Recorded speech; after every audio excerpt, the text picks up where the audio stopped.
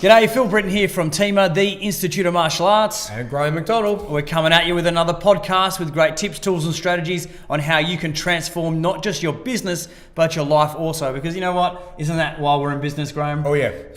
So we can get the results that we want, and I nearly cut you off there, and get the results that we want in business so we can have the life that we want. And that's what we're here to help you with.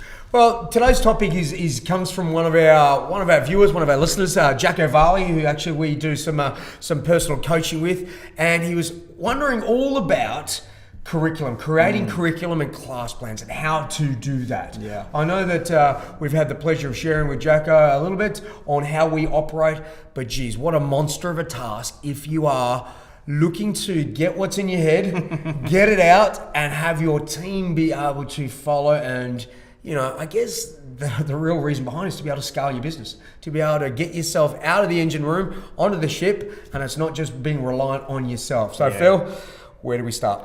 Wow, look, I tell you what, I wish when we first created lesson plans and curriculum, we had the facility or the capability of doing what people do now.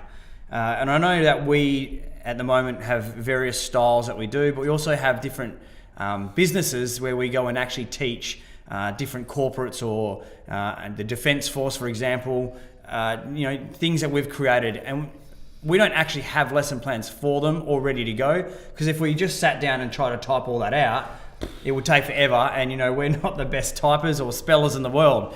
The thing is, what we tend to do now, and this is probably the best way to leverage your time, is after a class is voice record what you've done, maybe in a roundabout way. It doesn't have to be exactly, but if you said, white and yellow class, Tuesday, 3:15 class, on this particular month date, and we did X, Y, Z, and we did this, we did that, etc., and we did this worked well, that didn't work well, stop. And if you did that with every class, what then you would do is then send that audio to someone maybe on Fiverr, or someone who, again, leverage someone's time, who is ready to write that out, transcribe it pretty much. And there you've got your audio into text form, and then pretty much all you need to do is then formulate that into an actual lesson plan. That would be the best way if you don't have lesson plans and you're just feeling swamped, because I know a lot of the people we deal with are like, I don't know where to start, I don't have time, by the end of the day I don't want to write anything or type anything. And all that sort of stuff. So if I was going to start again, which we are for certain curriculums and lesson plans, I just voice record and then get someone to transcribe that, and then I convert that into a lesson plan. Beautiful. I know that's something that we've been doing recently, though, again, is creating a whole curriculum, not just lesson plans, but curriculum. And that sometimes is goodness, a whole monster in itself. And I know there's a really great tip that myself and Phil have done is, and you'll hear us say this often in podcasts, begin with the end in mind. And that is something that not only from a business perspective, but now we're going down the rabbit hole into curriculum and creating syllabus and lesson plans. You need to know what your outcome is going to be, or what you want them to look like at the higher end of that level. So for example, if we use the generic level of black shirt, black singlet, black slash, whatever you want to sort of call that, and then work backwards and think, all right, what about brown? What about green? What about blue? What about orange? What about yellow? Then we got white. Not the other way around, because often I can see people who are writing these great lesson plans or getting started, excited, are doing things at a beginner level that really probably should wait till intermediate. Or again, what happens is they end up having a very, very low end, heavy, and then there's not a lot in the upper ends, which the challenge with that is retention. Students will stick with you 6 months, but then realize there's nothing else for them to learn or enjoy, or no excitement further on, and you lose a student. So when writing this stuff out, really, really, really important for you to understand where the outcome is in 4 years' time, 3 years' time, 2 years' time, 1 year, and then obviously deploy the technique Phil talked about, voice record, even videotape yourself doing the stuff, and then again, you've got that ability to use that video, transcribe it into audio. Then you've also got the written that can go along with that. If you've got any questions in regards to that team, don't forget, email us admin@tema.com.au. Myself and Phil have got quite a few resources that we can share with you there, but it's a starting point. Yeah, I just a quick shout out to one of our buddies, Matt, who has been working on a curriculum for us, and he started at the white sort of beginner level and worked his way up, got to about intermediate, and was like, I don't know, I've run out of stuff. So we just said, well, begin with the end in mind. What is the end purpose? Let's write that, and then go backwards. He's like, oh man, why didn't I start like that? So real life experience creating curriculums is definitely begin with the end in mind, work your way back, and you can always populate it as you see fit. But yeah, what's the end goal? Hey, Phil, we sort of hinted on it a second ago, but why is curriculum, lesson plans, syllabus so important? What does it do for a school or a business owner? How is it going to benefit them? And why is it a need for them to get their act together and start doing that right now? Consistency. Yeah. It comes down to consistency. I mean, we all want the desired skill level met and requirement taught, but if you want to scale your business, scale your school, if you want to go from teaching all the classes to no classes or the classes that you choose, you want to make sure that the people below you who are taking those classes are following your system, your procedure, your way of teaching.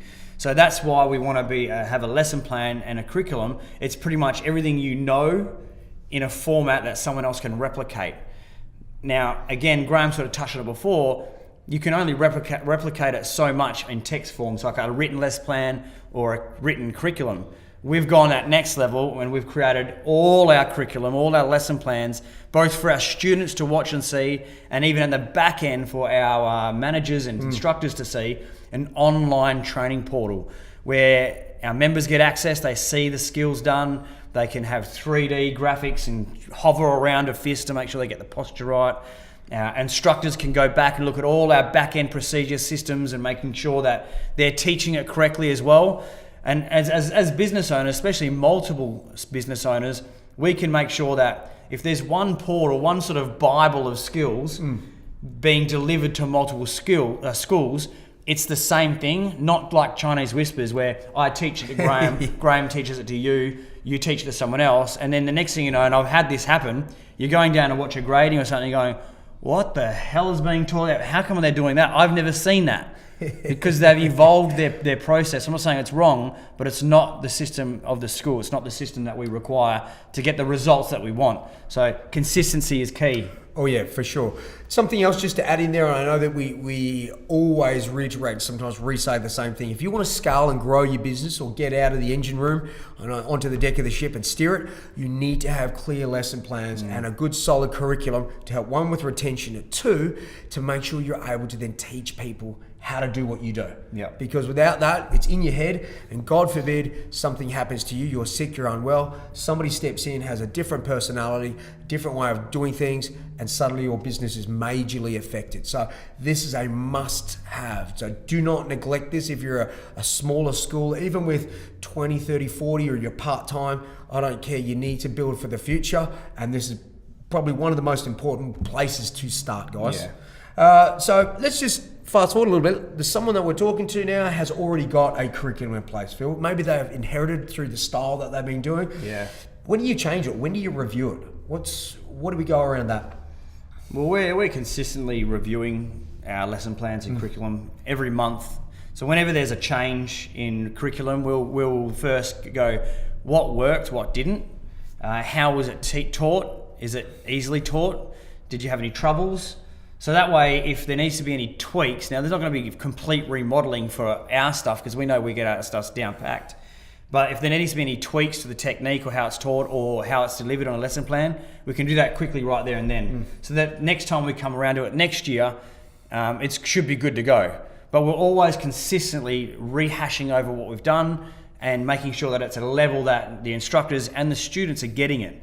But for those guys who maybe inherited a curriculum or a lesson plans, maybe a linear style, which is completely out of date, depending on your system and how you run things. But I would say that most most businesses need a rotating curriculum. Well, I'm just a little biased because I know that's what we use, and I think it just gets the results that you want. But at the end of the day, there will come a point where you go, I always say this, like if you can't explain how your belt system works and how the tips work and how that to a complete stranger who doesn't know martial arts, if they can't get it without you having to really, really explain it, then I'd say it's too complicated. Yep. I want someone who comes in off the street to just get it, like to know that there's this many belts, we do this many tips, and it takes this to get that, and that should be as easy as that. Yep. Now I'm sure there's more things behind it, but someone will walk in and just get our system. Yep. It's got to be simple to follow. It's got to be simple to follow for us, the instructors, and simple to follow for the student off the street. Couldn't agree more. Phil, I'm just going to do a shout out to some of the guys that are probably listening that come from a very traditional background. What we're talking about with reviewing your program and modernising it to a point is not forget about your roots and your heritage, just sometimes the delivery method, the way that things are presented, the way that people are engaging, because whether you like it or not, the world is changing, and the young people of today will be the older students and the older, parents of tomorrow. So you better embrace modern ways of thinking. Not forget your heritage and the traditional aspects, but you do need to stay current. And I know this is something we say on probably a ton of our podcasts: innovate or die. If you don't stay ahead, unfortunately, you may find yourself, with the information you're delivering, which is well and truly outdated. It doesn't mean that, the skills being taught are outdated. It just means the delivery method. And then it all comes down to your class plans and being able to have your instructors understand about that dynamic presentation. That's a completely different podcast. I know we spoke about that, but this is about you guys understanding you've got to be able to scale your business. I guess one final thing, mate, what else is there to consider when creating or reviewing our curriculum, class plans, syllabus, that sort of stuff? And just before we go there, I'm just going to reiterate, because I've been helping a traditional school redo their curriculum, and initially their fear was that, oh no, I'm bastardizing all my traditions and the roots that I've come from. But in actual fact, it's not. It's actually putting it in a much simpler format to follow and deliver. So we still used all the skills that they had, but I was able to lay this out in an easy way, easy to follow. Insert some simple things that are more apparent in this day and age, while also keeping the traditions. It's sort of like keeping the traditions as almost like a treasure in a box, and teaching it that way. It's like, this is an ancient technique, dates back so many years. We have all these other things that we do, but we're keeping this secret in the curriculum, and it's really changed the way that he viewed how he was teaching his curriculum. It wasn't that we got rid of anything, it's just basically we repackaged it in a way that he got excited about his curriculum again. Yeah. And also the students were getting it a lot more, and he was finding more students joining, because again, it came back to that simplicity of being able to follow it. Jeez. But I know that we've opened Pandora's box with this one. We tend to do that, the hard talking, deep topics. But geez, guys, if something myself and Phil has resonated with you, or you're a school that's struggling to create a curriculum, we've got a ton of tools to assist and help you get that head start. Because really that's what we're about. We've tried, tested, we've gone through the pain, we're continually revisiting, redoing, and creating new curriculum, syllabus, class plans. So we are definitely, at the forefront of innovation in this space. So if we can help you guys out, really kind of leapfrog you ahead, supercharge your processes, and again, the time it takes invested into it, please hook us up, guys. We'd love to help you out. Don't forget, we have some special offers going on for the podcast listener, $99. And what do they get for $99, mate? Access to our silver level, which is really like a school level kickoff. We use that silver level really for either the people who are around 50 to 200 members who are wanting to break through that next level, startup schools, but also the schools who have been in the game for a while but hit that glass ceiling. Yep. Silver level is really where to go back and make sure your business plan's down, your marketing's cool, your branding's down, your location's correct. It's really good to go back and check all those things. Then we open access to gold level, which is really the engine room of a business, where it has a lot of the systems, procedures, checklists, etc. All the things that we're talking about, it's pretty much plug and play. Yeah. So, if you're at that level and you want that sort of information, let us know, gang, admin@tima.com.au, and we'd love to have a chat with you. If you have any questions, we have our segment called Ask the Boys. So if anything comes up, let us know, but we'd be happy to give you anything and everything we know to help better you and your business. Guys, I'd like to finish with our quote, which is believe, begin, become. What does that mean, Graham? Well, believe in yourself, believe in the processes, begin that journey and become the person and have the business that you were born to be. All right, guys, that's us signing out. We'll see you on the flip side. Ciao.